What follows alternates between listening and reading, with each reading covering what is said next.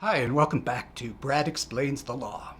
Today, instead of explaining the law, I'm going to explain two things about being a lawyer, one good and one not so good, but they're both interesting. So let's start with the good one. One benefit of getting a legal education and an experience practicing law is that you're exposed to and learn about a lot of different things, a lot of different businesses, a lot of different industries. And as a result, you may get the opportunity to take on other roles besides just being a lawyer.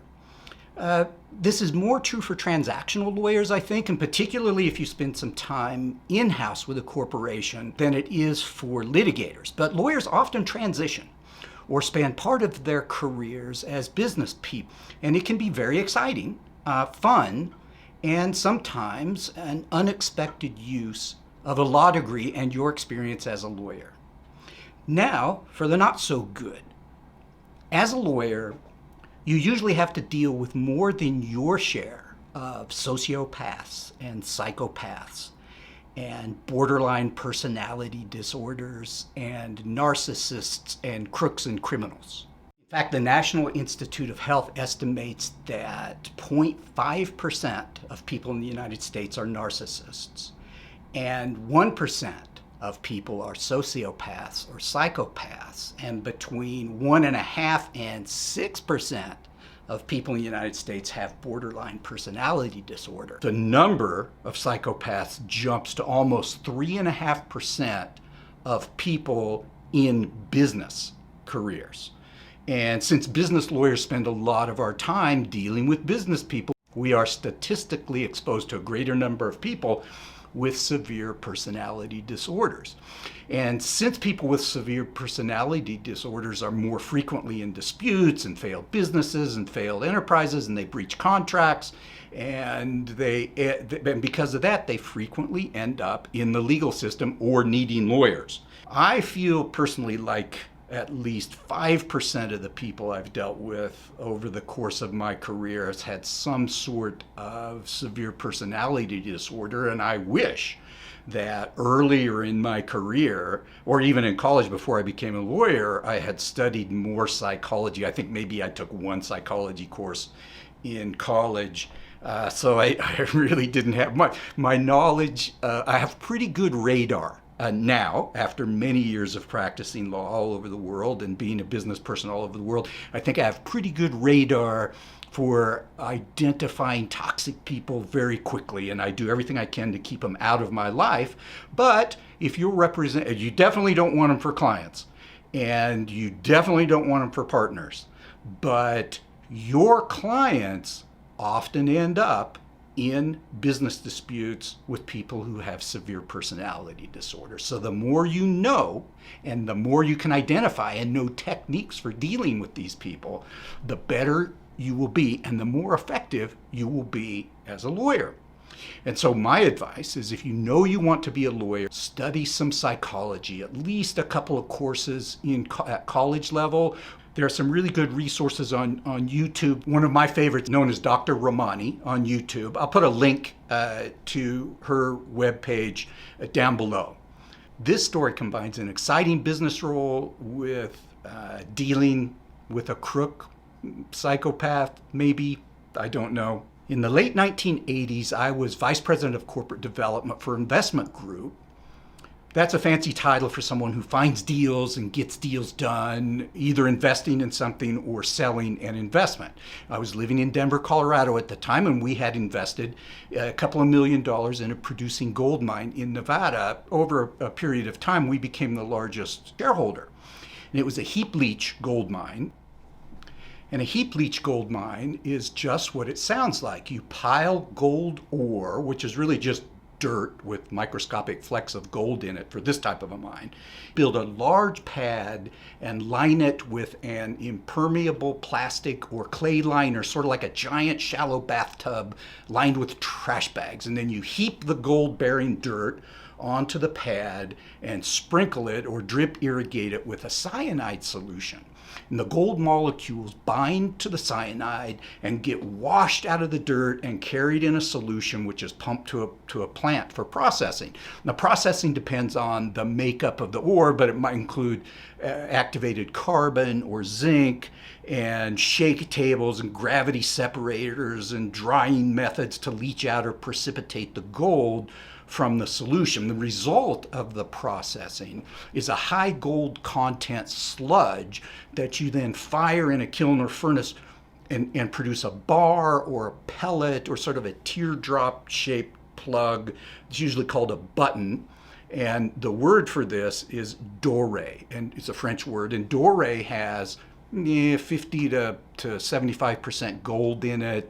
The rest is usually silver or other base metals and some contaminants too, certain impurities. So you produce the doré at the mine site, and then you send the doré to a refining smelter who then smelts it, who purifies it, removes the other impurities, separates the gold, and you end up with a very high content gold ingot or bar, which you sell. The heap leach method can be a very cheap way to mine gold. You're moving dirt, you're irrigating it with a solution, you're washing the gold out. So at this time, in the late 80s, gold was around $400 an ounce. And our production costs were supposed to be around $185 an ounce. The company was producing around 4,000 ounces a month, and we had plans to increase that to 8,000 a month.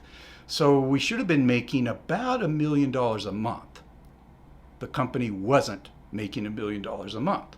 Well, the company was founded by a guy, very interesting guy. We'll call him Rick. I could probably use his real name because his real name that we knew him by wasn't his name. I'll talk more about that later.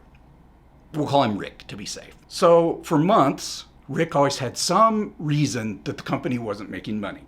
The crusher broke, or the conveyors broke, or the ore was too hard, or there were too many impurities. There was always something. He always had some excuse. The final straw came about when Rick wanted to buy an airplane so he could fly from Reno to the mine, which was about a 4-hour drive. We said, absolutely do not buy an airplane. Rick bought an airplane, bought a very nice airplane. He bought a King Air using our investment money and the profits from the mine. And he hired a pilot.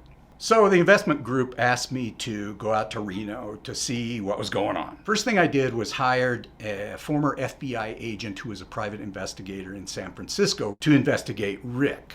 And the outcome of that was Rick didn't exist beyond about 5 years prior. So he had no history. We speculated, was he a spy? Well, he definitely wasn't a spy because he didn't have the lifestyle of a spy. We'll get to that later. He was not low-key, let's put it that way.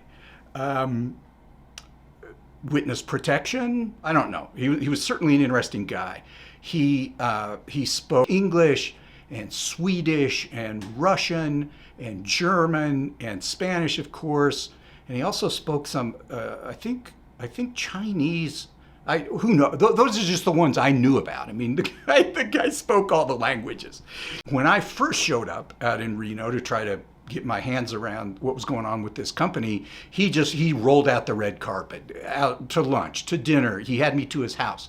I went up to his house for a barbecue one evening, and I opened the refrigerator, and the refrigerator must have had 3 or 4 cases of Cristal champagne and some condiments. And that was about it. It was a lovely barbecue. When I was in Reno, I stayed, at first I stayed at the Bally's Casino because it was right by the airport, and of course it's cheap. Staying in a casino is really cheap. And because I was virtually living there for sometime for weeks at a time, they gave me a suite. And the suite had, it was red, had a red velvet bed, raised bed shaped like a heart. And it had a heart-shaped mirror on the ceiling. and like 3 channels on the TV, no cable, because it's a casino. They don't want you hanging out in the room. Did have a very nice swimming pool. And for me, gambling's about as exciting as watching paint dry. But I would get so bored at the Bally's in Reno. I would go down to the dollar blackjack tables and just sit there and throw dollars. Well, actually, I got pretty good, but it's just boring. I think it's boring. So sorry, I'm not a gambler. So I was working with Rick and his bookkeeper, and I hired an accountant to go through the books of the company and find out where the money was going. And I took an empty office at the company's office, and so I'd been there a week or two, and I'd visited the mine and talked with the mine superintendent, and just trying to get to understand the company better and what's going on. And of course, Rick always had some excuse about he needed money for this or something was going wrong with this. And one day, Rick comes into my office and he says, "Hey, Brad."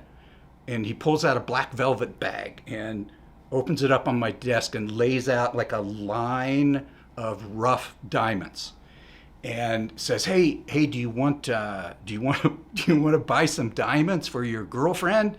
I'll make you a deal." I declined.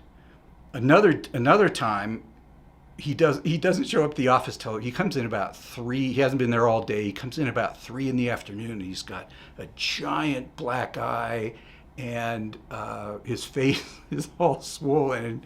And, "Hey, Rick, what happened?" "Well, he had a disagreement with somebody in the bar in the casino the night before." So worked with the bookkeeper, and after the bookkeeper spent a week or two with the books, there were 2 things that became readily apparent. Rick was spending tons of money on entertainment and other company expenses, and of course overhead for the airplane. And that there was a discrepancy in the amount of doré being produced, which should have been being produced at the mine site, and what was being delivered to the smelter. That raised a lot of questions. So the more questions that I had, the less Rick was around. So it got, for a while, I wouldn't see him for days. He wouldn't come into the office. You couldn't reach him on the phone, because this was the 80s. It's not like I could, text him. And he would just disappear. So we called a shareholder meeting, and we removed Rick as a director and officer. And we canceled some of his shares and bought him out of the others. And they appointed me as the CEO with a mandate to get the company reorganized and sell it. And so the first thing I did was went to the office and fired the pilot. And I said, "Sell the airplane. I want the airplane sold now." And the staff said, "Well, we can't sell it now because it's having its 1,000-hour engine rebuild, or 500-hour, whatever it is." And so a couple of weeks later, I said, "Sell the airplane." And they said, "Well, we can't, it's waiting on a part." And this went on for a couple of weeks. They always had some excuse why they couldn't sell the airplane. So finally I said, "Take me to the airplane." "The airplane's not there." "What do you mean the airplane's not there?" "The airplane's missing." So I called the police. The police were like, "Yeah, okay, we don't really do airplanes, and you got to call the FBI." So I called the FBI, and the FBI said, "Yeah, but for an airplane, you call the FAA." So I called this. So I called the FAA. So I've got stolen airplane reports filed with the police and the FBI and the FAA. So now it's been a few weeks since I took over the company, and but the airplane, I'm unhappy about the airplane. This one's got me mad, because we said, "Don't buy the airplane," and he did. It's hundreds of thousands of dollars for a King Air. It's a really nice airplane. Don't buy the airplane. He bought it anyway. I operated it for months and months, and now it's gone. So we can't even get our money back for the airplane. And by this time, he's in the wind. Rick is not around anymore, because we bought his shares. Well, we took some of them. We bought the others, and he's long gone. So I called my investigator again in San Francisco, said, "Hey, here's the thing. Work with my accountant, find out what's going on. And also, I've got a missing airplane. Find out where my airplane went." And so the investigator and the accountant started working together and investigating. And what they found out, what they discovered was the reason that one of the reasons we weren't making money was that Rick was taking doré occasionally, that's supposed to be delivered to the smelter and sold as gold, and flying in the airplane to Mexico and trading the doré for diamonds and cocaine. Hence, him trying to sell me diamonds, which was freaking weird. But now it like all comes together. It all makes sense. And of course, with Rick gone, now that none of this is happening anymore, and no airplane, by the way, now we're making money. The mine's doing pretty good, and our exploration was successful. So we've increased the reserves, and we've increased the monthly production a little bit. So so we're doing pretty well. Put together a report, and we gave it to the police. And police it's civil. This is like a civil matter. We don't care. It's Mexico, blah, blah. Tell the FBI. We told the FBI. They never heard anything else about it. Nobody was interested. But I'll get to this later. So getting the company together, and it's starting to look good. Price of gold is holding strong. There's a lot of transactions in the gold industry, and I found an Australian group. I sold them the company. And we sold it for a profit. We made it worked out well. It wasn't huge, but we got our money back, and we made a little money on top of that, and we got some shares as well to participate in future upside. But when I did the deal to sell the company, I wrote an airplane paragraph into the agreement. I said, "You promise me you will not drop my airplane claims," because I'd filed criminal complaints and so forth. "You won't let this airplane thing go," because I didn't want the airplane. I didn't want him to let it go because it's the company's claim. It's the company's claim, and I've sold the company. So in theory, they could say, who cares?" Maybe 6 months later, I'm back in my office in Denver, and I don't have to spend my days at the Bally's $1 blackjack table anymore. And I get a phone call. "Mr. Hamilton, this is Officer Smith, customs agent at the Tijuana border crossing. I've got your airplane." I'm like, "What? Hallelujah. What do you mean you've got my airplane?" He said, "Your airplane landed here to clear customs, and we've got it into custody, but this guy, the pilot, wants to speak with you." And I said, "No, I don't want to talk with guys." "No, he really insists. He would really like to speak with you." So I said, okay. So I get on the phone, and the guy gets on there. "This is Dr." And he's like frantic. "This is Dr. So-and-so. And I paid good money. I bought this plane from this guy, Rick." So Rick had taken the title and flown the airplane to San Francisco and forged the signature on the title. He changed the company name a little bit, the owner's name a little bit, and sold it to this guy and kept the cash. And so, I said, "It's a stolen airplane. What do you want me to do? I don't care. It's my airplane. I want my airplane back." Of course, it wasn't really my airplane by then. The company, the Australian group, had bought the claims. So, I was not particularly sympathetic. I kind of wanted him to go away. So finally he said, "Look, man, I'm here with my mistress. If I get caught, my whole life is going to be ruined." And at that point, I think I might have hung up on him. But I never really heard whatever happened with the plane because, again, it wasn't my plane anymore. But we did find out later that as a result of all my criminal complaints, the EPA got Rick because he had been taking the stolen doré into his house and trying to smelt it in like a furnace in his house. And it's got, it has impurities in it. It can have mercury, it's got lead, it's got all kinds of stuff. So he turned his house into a hazardous waste dump with our stolen doré. And that's the last I ever heard about Rick. So the point is that a legal education can take you to career paths you may not have expected. Certainly when I went to law school and started practicing as a lawyer, I didn't think that I would spend a significant part of my career not practicing as a lawyer, but rather being a businessman doing deals and resolving crises, but using that legal education.